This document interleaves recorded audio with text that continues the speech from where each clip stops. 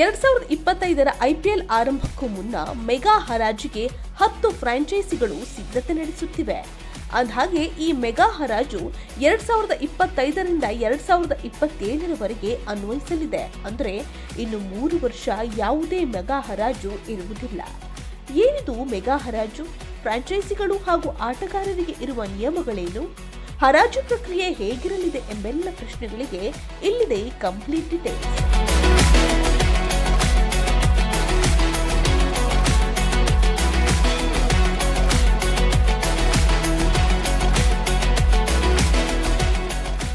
ಹರಾಜಿಗೂ ಮುನ್ನ ಪ್ರತಿ ಫ್ರಾಂಚೈಸಿಗಳು 6 ಆಟಗಾರರವರೆಗೆ ಉಳಿಸಿಕೊಳ್ಳುವ ಅವಕಾಶವಿದೆ. ಈಗಿರುವ ಆಟಗಾರರನ್ನ ಉಳಿಸಿಕೊಳ್ಳುವುದು ಅಥವಾ RTM ಆಯ್ಕೆ ಬಳಸಿ ಈ ಆಟಗಾರರನ್ನ ತಂಡದಲ್ಲಿ ಉಳಿಸಿಕೊಳ್ಳಬಹುದು. ತಂಡದಲ್ಲಿ ಉಳಿಸಿಕೊಳ್ಳುವುದು ಅಥವಾ ರೈಟ್ ಟು ಮ್ಯಾಚ್ ಆಯ್ಕೆ ಬಳಸಿ ಆಯ್ಕೆ ಮಾಡುವುದನ್ನ ಆಯಾ ಫ್ರಾಂಚೈಸಿಗಳ ವಿವೇಚನೆಗೆ ಬಿಡಲಾಗುತ್ತೆ.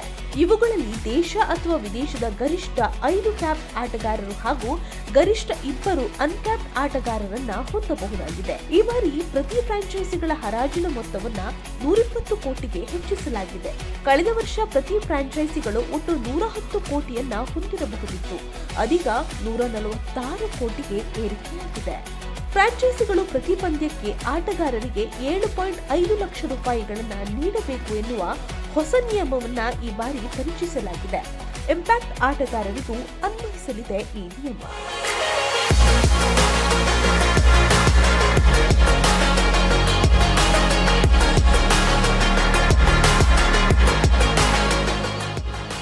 ವಿದೇಶಿ ಆಟಗಾರರು ಕಡ್ಡಾಯವಾಗಿ ಈ ಮೆಗಾ ಹರಾಜಿಗೆ ನೋಂದಾಯಿಸಿಕೊಳ್ಳಬೇಕು.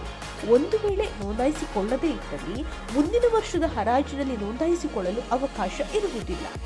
ಅಷ್ಟೇ ಅಲ್ಲ, ನೋಂದಾಯಿಸಿಕೊಂಡ ಯಾವುದೇ ಆಟಗಾರ ಹರಾಜಿನಲ್ಲಿ ಆಯ್ಕೆಯಾದ ಬಳಿಕ IPL ಪಂದ್ಯಾವಳಿ ಆರಂಭಕ್ಕೂ ಮುನ್ನವೇ ಅಲಭ್ಯವಾದರೆ ಅಂತಹ ಆಟಗಾರನನ್ನ 2 ಸೀಸನ್ಗಳ ಕಾಲ ಬ್ಯಾನ್ ಮಾಡಲು ನಿರ್ಧರಿಸಲಾಗಿದೆ. ಇನ್ನೂ ಒಂದು ಹೊಸ ನಿಯಮವನ್ನ BCCI ಪರಿಚಯಿಸಿದ್ದು, ಕಳೆದ 5 ವರ್ಷ ಯಾವುದೇ ಅಂತಾರಾಷ್ಟ್ರೀಯ ಪಂದ್ಯ ಆಡದ ಅಥವಾ BCCI ಜೊತೆ ಒಪ್ಪಂದದಲ್ಲಿ ಇಲ್ಲದ ಭಾರತೀಯ ಆಟಗಾರನನ್ನ ಅನ್ಕ್ಯಾಪ್ ಆಟಗಾರ ಎಂದು ಪರಿಗಣಿಸಲಾಗುತ್ತದೆ.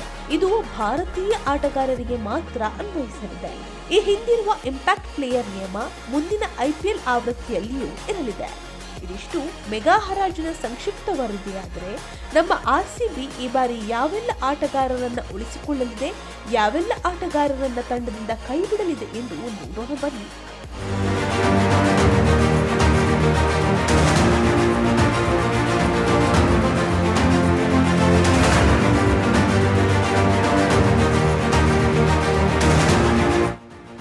RCB ಅಭಿಮಾನಿಗಳ ಹಾಟ್ ಫೇವರಿಟ್ ವಿರಾಟ್ ಕೊಹ್ಲಿ ತಂಡದಲ್ಲಿ ಉಳಿಯುವುದು ಖಚಿತವಾದರೆ, ಕಳೆದ ಆವೃತ್ತಿಯಲ್ಲಿ ನೀರಸ ಪ್ರದರ್ಶನ ನೀಡಿರುವ ಗ್ಲೆನ್ ಮ್ಯಾಕ್ಸ್ವೆಲ್ ಅನ್ನ ಈ ಬಾರಿ ಕೈಬಿಡುವ ಸಾಧ್ಯತೆ ದಟ್ಟವಾಗಿದೆ.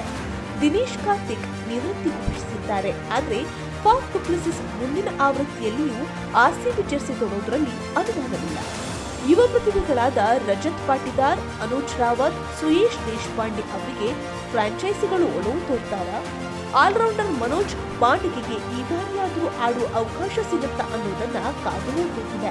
ಇನ್ನು RCBಯ ಟ್ರಂಪ್ ಕಾರ್ಡ್ ಬೌಲರ್ ಸಿರಾಜ್ ಸಹ ತಂಡದಲ್ಲಿ ಉಳಿದುಕೊಳ್ಳಲಿದ್ದಾರೆ ಎನ್ನಲಾಗಿದೆ.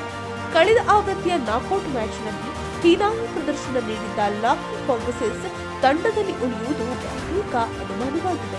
RCB ಫ್ರಾಂಚೈಸಿಗಳು ಈ ಬಾರಿಯಾದರೂ ಕನ್ನಡಿಗರಿಗೆ ಹೆಚ್ಚು ಅವಕಾಶ ಕೊಡ್ತಾರಾ ಅಥವಾ ಅನ್ಯ ರಾಜ್ಯದವರಿಗೆ ಮಣೆ ಹಾಕ್ತಾರಾ ಅನ್ನೋದನ್ನ ಮೆಗಾ ಹರಾಜಿನವರೆಗೂ ಕಾದು ನೋಡಬೇಕಿದೆ. ನಿಮ್ಮ ಪ್ರಕಾರ ಯಾವ ಆಟಗಾರರನ್ನ ತಂಡದಲ್ಲಿ ಉಳಿಸಿಕೊಳ್ಬೇಕು, ಯಾವ ಆಟಗಾರರನ್ನ RCB ಹರಾಜಿನಲ್ಲಿ ಖರೀದಿಸಬೇಕು? ಕಮೆಂಟ್ ಮಾಡಿ.